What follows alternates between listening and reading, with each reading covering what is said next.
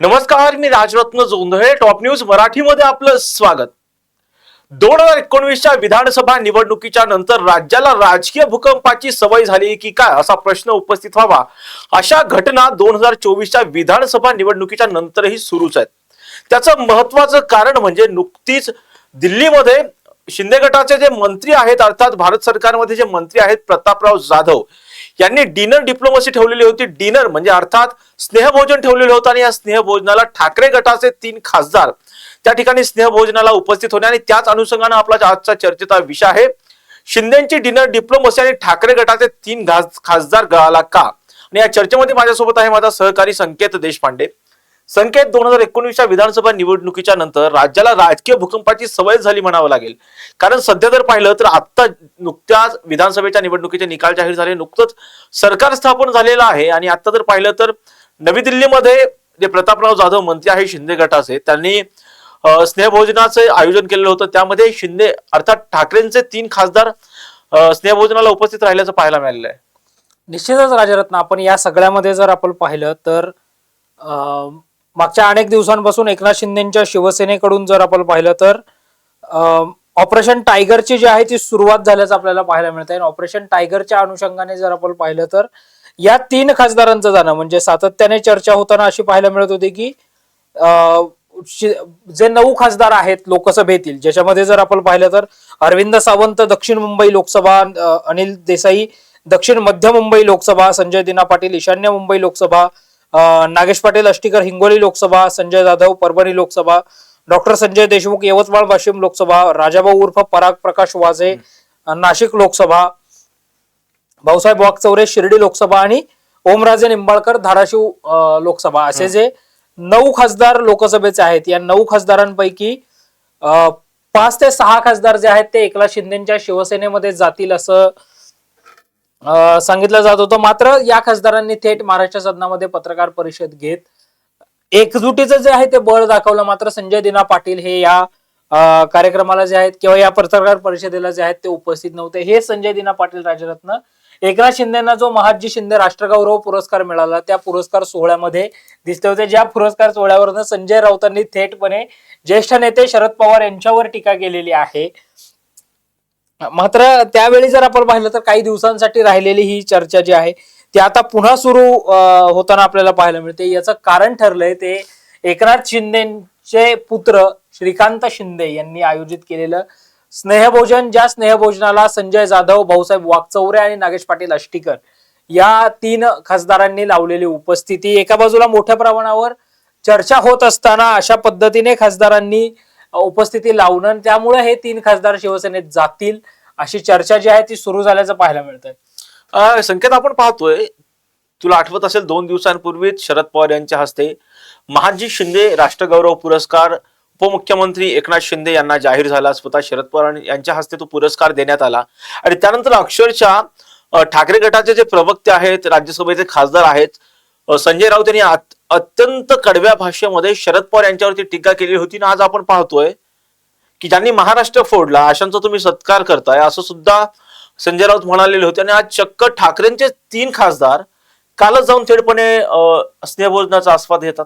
निश्चितच, आणि केवळ स्नेहभोजनाचा आस्वादच नाही घेत राजरत्न, संजय दिना पाटील जे ठाकरेंच्या खासदारांनी आयोजित केलेल्या पत्रकार परिषदेला अनुपस्थित असतात ते मात्र आवर्जून उपस्थिती लावतात. महादजी शिंदे राष्ट्रगौरव पुरस्कार सोहळा जो नवीन महाराष्ट्र सदनामध्ये आयोजित केला जातो, अखिल भारतीय मराठी साहित्य संमेलनाचे स्वागताध्यक्ष, देशाचे ज्येष्ठ नेते, माजी कृषी आणि संरक्षण मंत्री, महाराष्ट्र राज्याचे माजी मुख्यमंत्री, 4 वेळा ज्यांनी राज्याचं मुख्यमंत्री पद भूषवलेलं आहे, राज्याचं मुख्यमंत्री पद भूषवलेलं आहे, त्या शरद पवारांच्या हस्ते ज्यावेळी हा सगळा पुरस्कार दिला जातो त्या पुरस्कार सोहळ्याला संजय दिना पाटील हे आवर्जून उपस्थिती लावतात. मात्र हे संजय दिना पाटील ठाकरेंच्या खासदारांच्या पत्रकार परिषदेला अनुपस्थित राहतात. आणि जे 3 खासदार आपण म्हटलं, ज्याच्यामध्ये परभणीचे संजय जाधव आहेत, नागेश पाटील अष्टीकर आहेत आणि भाऊसाहेब वाकचौरे आहेत, हे 3ही खासदार जर आपण पाहिलं राहिलं तर हे नेहमी उद्धव ठाकरेंच्या सोबत आपण कसे एकनिष्ठ आहोत हे सांगताना पाहायला मिळतात. आणि हे इकडे गेल्यानं स्नेहभोजनाला गेल्यानं आता मग महाराष्ट्राची राजकीय संस्कृती, महाराष्ट्राची परंपरा आणि या सगळ्या अनुषंगाने आता श्रीकांत शिंदेंनी बोलवलं म्हणून आपण गेलो असं सांगितलं. मग श्रीकांत शिंदेंनी तर जे खासदार पहिल्यांदा निर्वाचित झालेले आहेत त्या सगळ्यांसाठी जो लोकसभा सचिवालयाने आयोजित केलेला जो प्रशिक्षण वर्ग होता, त्या प्रशिक्षण वर्गामध्ये आलेल्या आमदारांना सुद्धा बोलवलेलं होतं. मात्र या आमदारांनी तिथे उपस्थित राहणं जे आहे ते टाळलं. मग त्यानंतर हे खासदार जे आहेत ते त्या ठिकाणी का उपस्थित राहिले, हे असा सगळा प्रश्न जो आहे तो उपस्थित होता. आणि या विषयी जेव्हा राजरत्न आदित्य ठाकरे आज दिल्ली दौऱ्यावर आहेत, आदित्य ठाकरेंना ज्यावेळी प्रश्न विचारला गेला त्यावेळी आदित्य ठाकरेंनी दिलेला उत्तर आणि त्या उत्तरानंतर संजय जाधव जे परभणीचे खासदार आहेत, बॉस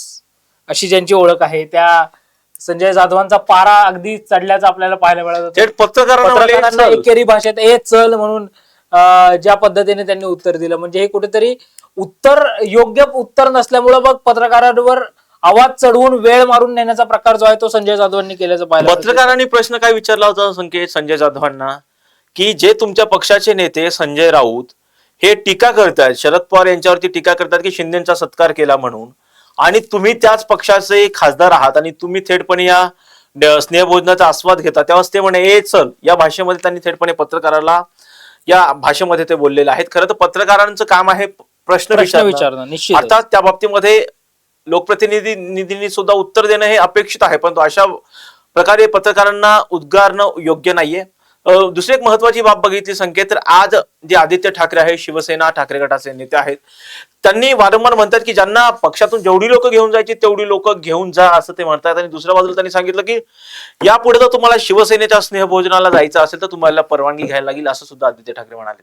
निश्चितच, म्हणजे राजरत्न महाराष्ट्राची जी सौहार्दपूर्ण परंपरा आहे की विरोध हा सभागृहापर्यंत असावा, विरोध हा अपेक्षित गोष्टींमध्ये असावा, प्रत्येक गोष्टीमध्ये राजकारण आणता कामा नये. किंवा जर आपण पाहिलं तर राजकारणाच्या ठिकाणी राजकारण आणि विरोधाच्या ठिकाणी विरोध हे निश्चित झाला पाहिजे. सुदृढ सशक्त लोकशाहीसाठी सत्ता पक्ष जितका महत्वाचा आहे तितका विरोधी पक्ष देखील महत्वाचा आहे. मात्र हे राजकारणाच्या ठिकाणी करणं अपेक्षित आहे. प्रत्येक ठिकाणी राजकारण करणं कितपत योग्य आहे याचा विचार सगळ्या पक्षांनी करणं जे आहे ते गरजेचं आहे. जर एखाद्या पक्षाने स्नेहभोजन आयोजित केलं, या अगोदरही महाराष्ट्रात अशी उदाहरणं घडली नाहीत का, देशात अशी उदाहरणं घडली नाहीत का? केंद्रीय मंत्री जे आहेत आपले नितीन गडकरी, ते तर अनेक पक्षाच्या आमदार खासदारांना जे आहेत ते उपस्थित बोलवत असतात, आयोजन करत असतात, त्यांना भेटत असतात आणि बैठकांच्या निमित्ताने जो आमदार मग तो कुठल्या का पक्षाचा असेना त्याला जेवल्याशिवाय जाऊ नको असा आग्रह जो आहे तो नितीन गडकरी देखील करताना पाहायला मिळतात. म्हणजे मला आठवतं राजरत्न दत्तात्रेय भरणे जे आत्ताचे मंत्री आहेत, आपले क्रीडा युवक कल्याण आणि अवकाफ खात्याचे मंत्री आहेत, ते ज्यावेळी पहिल्यांदा आमदार झाले राजरत्न 2014 मध्ये, त्यावेळी राष्ट्रवादी अर्थातच विरोधामध्ये होती आणि शरद पवारांसोबत दत्तात्रेय भरणे हे नितीन गडकरींच्या निवासस्थानी, जे शासकीय निवासस्थान आहे त्या शासकीय निवासस्थानी गेले होते आणि फर्स्ट टर्म आमदार.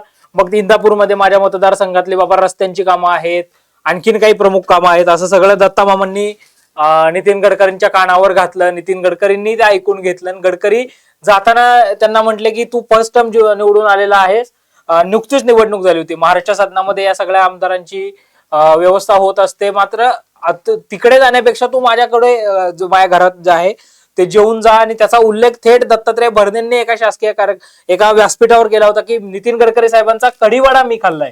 मग शरद पवारांनी असं म्हणायचं का नाही, पुन्हा जर नितीन गडकरींकडे गेलास तर माझी परवानगी तुला घ्यावी लागेल. ही राजकीय संस्कृती आहे, ही राजकीय परंपरा आहे जी त्यावेळी त्या ठिकाणी जपली गेली पाहिजे. विरोधाच्या ठिकाणी विरोध हा निश्चित झाला पाहिजे. मात्र हे जे पद्धतीने ही कुठेतरी खासदार सोडून जाण्याची भीती या सगळ्या पक्षांना सतावते का, हे सगळं आदित्य ठाकरेंच्या भाषणातून जे आहे ते राजरत्न हे जे आहे, आता तुम्हाला शिवसेनेच्या स्नेहभोजनाला जायचंय, तुम्ही जाऊ शकता, मात्र आमची परवानगी घ्यावी लागेल, ही जी कुठेतरी पुन्हा आमदार खासदार सोडून जाण्याची भीती सतावते का? म्हणजे परत एकदा 2019ची पुनरावृत्ती होईल असं वाटते का? कारण 22ची जर आपण पाहिलं जेव्हा शिंदेनी बंड केलेलं होतं, अगदी तशाच पद्धतीचं सिच्युएशन आता परत एकदा क्रिएट होईल असं वाटतं का? कारण जर तुला आठवत असेल, ज्यावेळी शिंदेनी बंड केलेलं होतं त्यावेळेस राज्यसभेच्या आणि विधान परिषदेच्या निवडणुका होत्या आणि तशाच प्रकारचे एका ज्युनियर नेत्याने, जो की नेताही नव्हता त्यावेळी, सचिव होता एक युवा सेनेचा, त्यांनी थेटपणे आमदारांना सूचना केलेल्या होत्या की तुम्ही कशा पद्धतीने मार्क केले पाहिजे,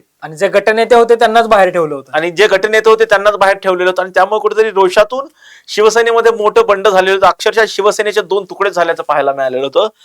परत एकदा कुठेतरी ठाकरे गटाकडून खासदारांवरती अविश्वास दाखवला जातोय असं वाटतंय का?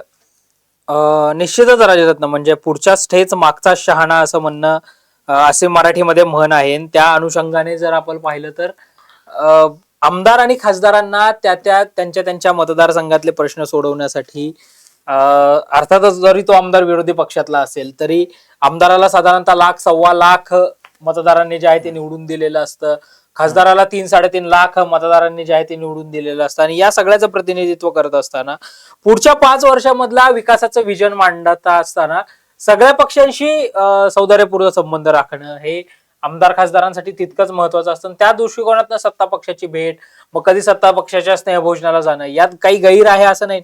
ज्यांनी अजित पवारांवर टोकाची टीका केली होती ते उत्तमराव जानकरांनी 2 दिवसापूर्वी अजित पवारांची भेट घेतली. मग अजित पवार असं म्हणणार का, अरे तू तेव्हा तर माझ्यावर टीका करत होता, आज माझी भेट कशी काय घेतली? किंवा रोहित पाटलांनी सुद्धा पुण्याच्या सर्किट हाऊस मध्ये त्यांच्या तासगाव कवठेमंकाळ मतदारसंघाच्या अनुषंगानं अजित पवारांची भेट घेतली होती. हे सगळं भेटीगाठी एकमेकांच्या चालू राहतात. मतदारसंघातले प्रश्न सोडवण्यासाठी हे सगळं महत्वाचं आहे. मात्र आमदार खासदारांवर जो ऑच आहे तो न ठेवता त्यांना स्वतंत्र, स्वावलंबी आणि निर्भीडपणे जे आहे ते काम करू देणं हे पक्षप्रमुखांचं तितकंच महत्वाचं असल्याचं पाहायला मिळतं. राजन संकेत, जर एक गोष्ट पाहिली आपण तर सध्या ऑपरेशन टायगरची चर्चा सुरू आहे. मागील काही दिवसांपासून ऑपरेशन टायगरची चर्चा सुरू आहे. परत ही डिनर डिप्लोमसी होतीये. आणि त्यामुळे कुठेतरी ठाकरेंना भीती आहे का आपले आमदार किंवा खासदार सगळं सोडून जातील? आता पाहतोय तर राजन साळवी यांनी उपनेतेपदाचा राजीनामा दिलेला आहे. ते कोणत्याही क्षणी शिंदेच्या शिवसेनेमध्ये प्रवेश करू शकतात. नेमकं ठाकरेंचं काय चुकते आणि हे ऑपरेशन टायगर मध्ये किती जण सहभागी होऊ शकतात, काय माहितीये? राजरत्न, उदय सामंत जे राज्याचे मराठी आणि उद्योग भाषा मंत्री आहेत, त्या उदय सामंतांनी दावोस मधून 1 मिनिटाचा बाईट दिला होता. ज्या बाईट मध्ये त्यांनी दावोस मधनं कशी गुंतवणूक येते हे सांगितलं. मात्र दुसरा जो काही, म्हणजे 30 सेकंदानंतरचा पुढचा जो काही पार्ट होता तो असा होता की राज्यात पुन्हा राजकीय भूकंप होऊ शकतो. युबीटी आणि काँग्रेसचे काही माजी आमदार हे एकनाथराव शिंदे साहेबांचं नेतृत्व स्वीकारतील आणि ते शिवसेनेमध्ये प्रवेश करतील. आणि त्याचा पहिला परिणाम आपल्याला रत्नागिरीमध्येच पाहायला मिळाला. रत्नागिरीमध्ये आधी काही माजी नगरसेवकांनी त्या ठिकाणी शिवसेनेमध्ये प्रवेश केला. आणि आज 9, 14, 19 असे सलग 3 टर्म लांजा राजापूर विधानसभा मतदारसंघाची आमदारकी भूषवलेल्या आणि जे शिवसेनेचे एकनिष्ठ आहेत त्या राजन साळवींनी, म्हणजे राजरत्न तुला आठवत असेल ज्यावेळी एकनाथ शिंदेंनी बंड केलं होतं, विधानसभा अध्यक्ष पदाच्या निवडीचा विषय येत होता, त्यावेळी महाविकास आघाडीचे उमेदवार हेच राजन साळवी होते, जे आज शिवसेनेमध्ये प्रवेश करतायत. मिलिंद नार्वेकर, आपल्या राहुल नार्वेकरांच्या विरोधामध्ये याच राजन साळवींनी निवडणूक लढवली होती. उदय सामंतांचे थोरले बंधू किरण भैया सामंत यांनी या निवडणुकीमध्ये त्यांचा 18,000 मतांनी पराभव केला. आणि त्यानंतर मग कुठं काय चुकलं काय हे सगळं राजन साळवींनी मातोश्रीवर 35 मिनिटं भेट घेऊन उद्धव ठाकरेंना सांगितलं होतं. मात्र उद्धव ठाकरेंनी जर तुम्हाला जायचं असेल तर खुशाल जा असं म्हटलंय, असं राजन साळवी म्हटल्याचं पाहायला मिळालं. तशा बातम्या वृत्तमानपत्रामध्ये, प्रसिद्धी माध्यमांमध्ये ज्या आहेत त्या झळकल्याचं पाहायला मिळालं राजरत्न. त्या दृष्टिकोनातून आज राजन साळवी हे पक्षप्रवेश करताना पाहायला मिळत आहेत. तुझा दुसरा प्रश्न जो होता ऑपरेशन टायगर मध्ये आणखी कोणी येऊ शकतं, तर पुण्यातल्या 2 माजी आमदारांना जो आहे तो देखील संपर्क झालाय असं बोललं जातंय. एक जे माजी आमदार आहेत त्यांच्या निवासस्थानी तर थेट राज्याचे उद्योग आणि मराठी भाषा मंत्री उदय सामंत हे जाऊन आले. काँग्रेसचे एक माजी आमदार पुण्यातले जे एकनाथ शिंदेना नुकतेच भेट घेऊन आले होते आणि त्यानंतर ते तिकडे जातील, एकनाथ शिंदेसोबत जातील असं बोललं जात होतं. कारण त्या जे काँग्रेसच्या माजी आमदारांबद्दल आपण बोलतोय ते काँग्रेसचे माजी आमदार पूर्वीही शिवसेनेमध्येच होते आणि त्यामुळं ते पुन्हा एकदा शिवसेनेचा बाण हाती घेतील असं बोललं जात आहे. काही माजी आमदार, काही माजी नगरसेवक हे जे आहेत ते एकनाथ शिंदेच्या नेतृत्वामध्ये शिवसेनेत प्रवेश करतील. मुळामध्ये पक्ष संघटना बळकट करण्यासाठी आणि जे आता काही असं चाललेलं आहे, म्हणजे आपणही बातम्या पाहतोय, कव्हर करतोय, की भाजपा आणि अजित पवारांच्या राष्ट्रवादीची जरा जास्तच वाढत चाललेली एकी किंवा जास्तच रुंदावत चाललेली मैत्री या सगळ्यामुळं नंतर जर काही वेगळं झालं 19-20 राजकारणात झालं तर शिवसेना ही स्वतंत्र स्वावलंबी आणि जर भविष्यात स्वतंत्र लढाईची वेळ आली तर पक्ष संघटना मजबूत करण्यासाठी एकनाथ शिंदेचा भर दिसतोय आणि त्यातून ही डिनर डिप्लोमसी जी आहे ती होताना पाहायला मिळते. संकेत असे कोणते खासदार आहेत जे शिंदेच्या गटामध्ये जाऊ शकतात? मुळात राजरत्न जर आपण पाहिलं तर कुठले खासदार जाऊ म्हणजे शकतात शक्यता आहे आणि किंवा शक्यता आणि आपण त्यांची नावं सांगून थेटपणे त्या खासदारांना अडचणीत आणायला नको. मात्र हे जे 3 खासदार आता जाऊन एकनाथ शिंदेच्या त्या डिनर डिप्लोमसीला जाऊन भेटलेले आहेत ज्याच्यामध्ये संजय जाधव, भाऊसाहेब वाकचौरे आणि नागेश पाटील आष्टीकर हे जे 3 खासदार होते जे मग ही डिनर डिप्लोमसीच होती का ऑपरेशन टायगरचा भाग होता हे काही वेळामध्ये कळेलच किंवा काही दिवसांमध्ये ते स्पष्ट होईल. आदित्य ठाकरेंच्या दिल्ली दौऱ्या अगोदरच स्पष्ट होईल. मात्र राजरत्न आपण एका मधल्या काळात 1-2 ते 3 दिवसापूर्वी आपण एक लाईव्ह केलं ज्या लाईव्ह मध्ये आपण हा विषय मांडला होता की मला वाटतं ऑपरेशन टायगरच्याच अनुषंगानं होतं ज्याच्यामध्ये आपण हा विषय मांडला होता की काही उद्धव ठाकरेंच्या शिवसेनेमधला एक गट असा आहे ज्या गटाचं मत असं आहे की आपण जर सत्तेबरोबर गेलो तर आपल्या मतदारसंघातली कामं जी आहेत ते अधिक चांगल्या पद्धतीने होऊ शकतात आणि त्या दृष्टिकोनातून सत्तेच्या बरोबर राहणं गरजेचं आहे असं काही खासदार आमदारांचं मत असल्याचं पाहायला मिळतं. मग त्यातून 17 डिसेंबरला उद्धव ठाकरे आणि देवेंद्र फडणवीसांची झालेली भेट किंवा मग अगदी 2 दिवसांपूर्वी मिलिंद नार्वेकर, सुभाष देसाई आणि अंबादास दानवे यांची झालेली भेट या सगळ्यानंतर ही सगळी त्याचीच कुठेतरी साखर पेरणी आहे की भविष्यात पुन्हा ठाकरे गट आणि भाजप एकत्र येऊ शकतो आणि त्या अनुषंगाने काही व्यूहरचना आखल्या जाऊ शकतात असं सगळं बोललं जात असल्याचं पाहायला मिळतंय. काही खासदारांचं मत निश्चित असं आहे सत्तेच्या बरोबर जर आपण गेलो तर मतदारसंघातली कामं होऊ शकतात आणि त्यातलेच काही खासदार हे एकनाथ शिंदेचं नेतृत्वही स्वीकारू शकतात अशी चर्चा असं बोललं जातंय.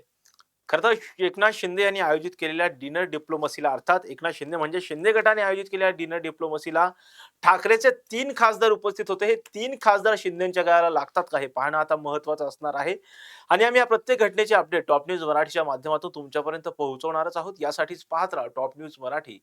आपला महाराष्ट्र, आपली बातमी.